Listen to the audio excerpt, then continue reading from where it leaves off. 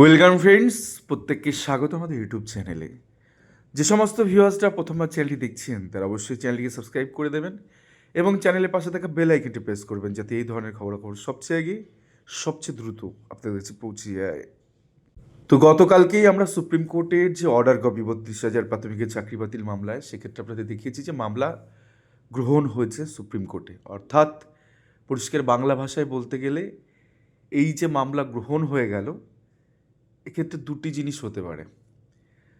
সেটা হচ্ছে সিঙ্গেল বেঞ্চের যে রায়, পুনরায় সেই রায়ে ফিরতে পারেন, অথবা মানবিকতার দিক থেকে যদি ইরেগুলারিটি প্রমাণিত হয় সুপ্রিম কোর্ট কনসিডার করতে পারে 32,000কে, এবং তার পাশাপাশি যে সমস্ত মামলাকারীরা এখানে যুক্ত হয়েছেন এসএলপিতে তাদের একটা চাকরি ডিরেকশন দিতে পারে উইথ ন্যাশনাল বেনিফিট। কিন্তু এন্টার খারিজ হয়ে যাওয়ার জায়গাটা নেই, যে বঞ্চিতরা হেরে যাবে সেই জায়গাটা এখানে কিন্তু অনেকটাই কমে গেল, আর মামলা আবার রিওপেন হয়ে গেল। অর্থাৎ ডিভিশন বেঞ্চে যে সমস্ত এতদিনে ক্যানভাস হয়েছিল গোটা বিষয়ে, সিঙ্গেল বেঞ্চে এতদিন ধরে শুনানি হয়েছিল, সেটা কিন্তু সুপ্রিম কোর্টে আবার নতুন করে সমস্ত কিছু শোনা হবে, কারণ মামলা অলরেডি অ্যাডমিট হয়ে গেছে। প্রত্যেকটা দিকই এখন সুপ্রিম কোর্ট বিবেচনা করবে। এখন বিষয়টা হচ্ছে, কালকে যদি আপনারা গত পরশুর যদি আপনারা মেনশনিং দেখেন, অ্যাডমিশন হিয়ারিং মেনশনিং কিচ্ছু নেই, কিন্তু বিকাশ রঞ্জন ভট্টাচার্যবাবু তিনি হয়তো 15 থেকে 20 সেকেন্ড বা 30 সেকেন্ড সময় নিয়ে বলেছেন, তারপরেই কেওয়াস তৈরি হয়। মামলা কী করে অ্যাডমিশন হয়ে গেল সেটাও কিন্তু একটা প্রশ্নচিহ্নের মতন ব্যাপার। কারণ আমরা দেখেছি যে মামলা সুপ্রিম কোর্টে অ্যাডমিশন করানোর জন্য কতটা এফোর্ট লাগে, কিন্তু এক্ষেত্রে এফোর্টলেসভাবেই গোটা মামলাটা অ্যাডমিশন হয়ে গেল। কেন হলো তার একটা প্রেক্ষাপট আছে, কেন হলো তার একটা হিস্টোরিক্যাল ব্যাকগ্রাউন্ড আছে। কারণ নামটা ওয়েস্ট বেঙ্গল, নামটা হচ্ছে পশ্চিমবঙ্গ, এই নামটা বিচারপতিদের কানে গেছে। পশ্চিমবঙ্গের কী হচ্ছে এই বিচারপতি জানেন।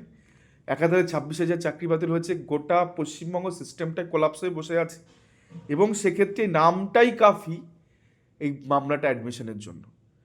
আর বিকাশ ভট্টাচার্য ওই যে দুটো তিনটে কথা বলেছেন যে টাকার বিনিময়ে চাকরি হচ্ছে, তাতেই অ্যাডমিশন হয়ে গেছে, বাকি কিন্তু ফার্দার কেউ কিছু বলতে পারেনি। তো সেই জায়গা থেকে এবার কিন্তু বিকাশ রঞ্জন ভট্টাচার্য বাবু থেকে শুরু করে ফেরদৌস বাবু থেকে শুরু করে তারা কোথায় আঘাতটা আনবেন আমি বলে দিচ্ছি।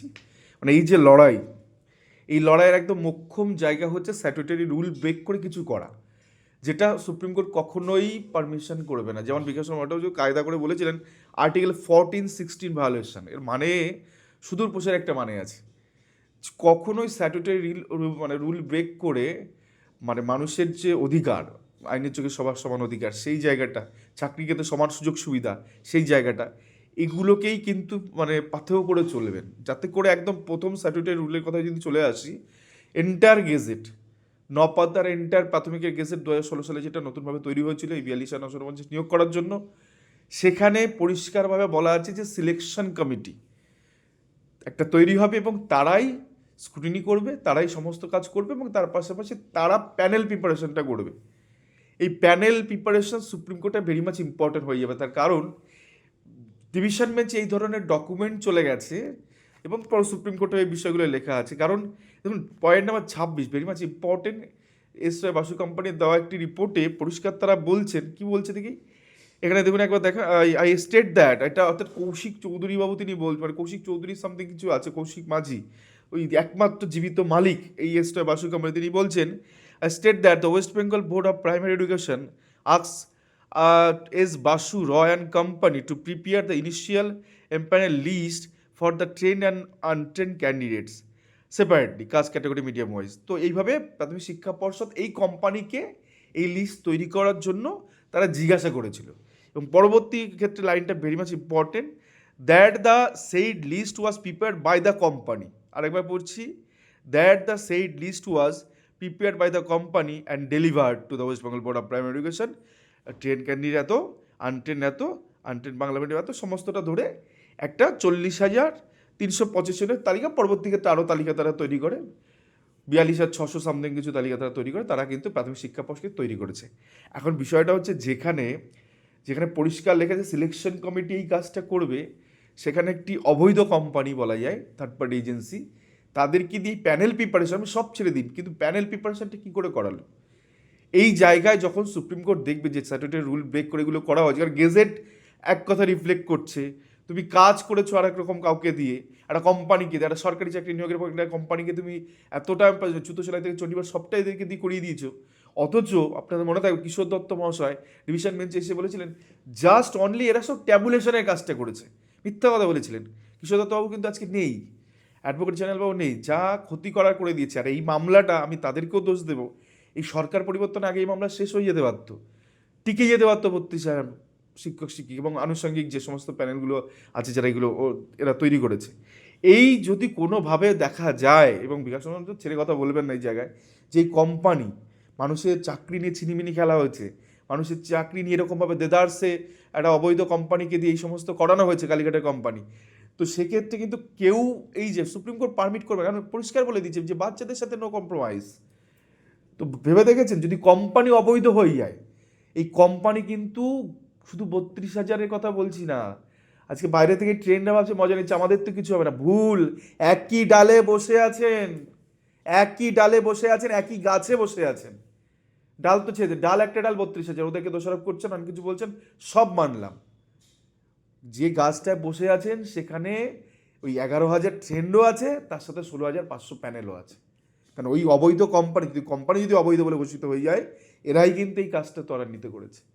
আর গাছের গোড়ায় কোপ দিচ্ছেন বিকাশ রঞ্জন ভট্টাচার্য, ফিরদৌস বাবুরা।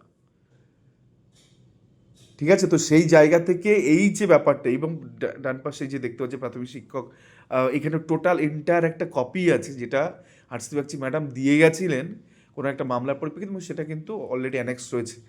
তো তাতে করে ভীষণভাবে ভেরি মাচ ইম্পর্টেন্ট যে একটা কী করে এরকমভাবে অ্যাডিশনালি এতগুলো প্যানেল চলতে পারে, দিনের পর দিন রাতের পর রাত SMS-এর মাধ্যমে নিয়োগ হচ্ছে, কোনো প্যানেল তালিকা নেই, বারবার একই কথা আসছে, প্যানেল প্রকাশ হয়নি, প্যানেল প্রকাশ হয়নি।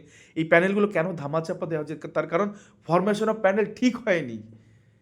প্যানেলটার ঠিক, প্যানেল মানে কি, মানে প্যানেল মানে অনেক কিছু, সেই প্যানেল এরা করতে পারেনি। এরা একটা লিস্ট তৈরি করেছিল, সেই লিস্টটা প্যানেল বলে কাজ চালিয়ে দিয়ে একদম নিয়োগ করে গেছে, এবং নবছর সেক্ষেত্রে চাকরি অনেকে করছে। এই সংকট মহাসংকট হতে পারে গোটা পশ্চিমবঙ্গ। কারণ এই বাসু কোম্পানি যদি অবৈধ বলে ঘোষণা হয় যে না এটা করতে পারে, এদের এখতিয়ার নেই, ওই CP পয়েন্ট ভুলে যান, engage special agency for special purpose, কিন্তু প্যানেল প্রিপারেশন পরিষ্কার ক্লিয়ারলি বলা আছে যে সিলেকশন কমিটি করবে। আর যদি সিলেকশন কমিটি না করে তাহলে সিলেকশন কমিটি ফরমেশন হলো কেন?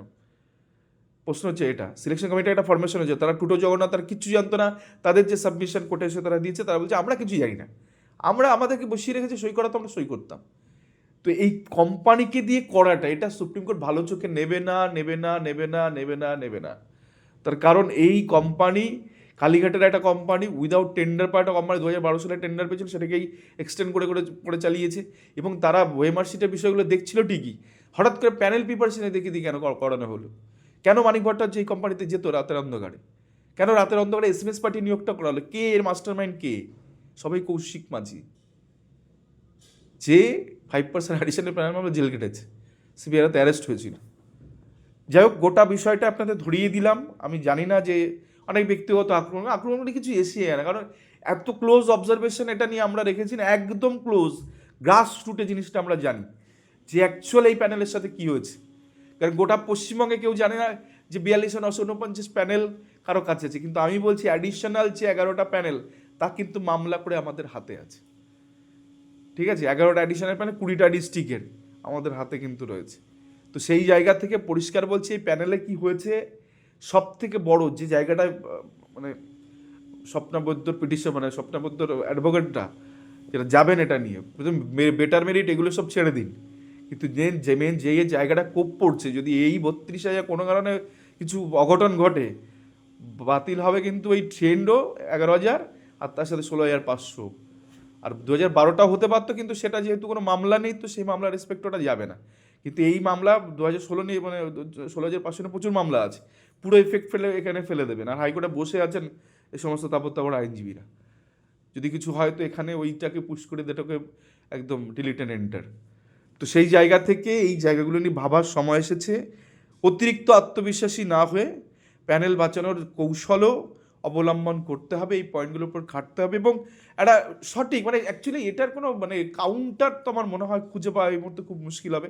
একমাত্র জিনিস যেটা হতে পারে, ওই যে 1751 জন টোটাল SLP পিটিশনার, তাদেরকে দিয়ে এই ঝামেলা মেটানো ছাড়া আর কোনো উপায় নেই, মানে এইখান থেকে বাঁচানোর কোনো উপায় নেই।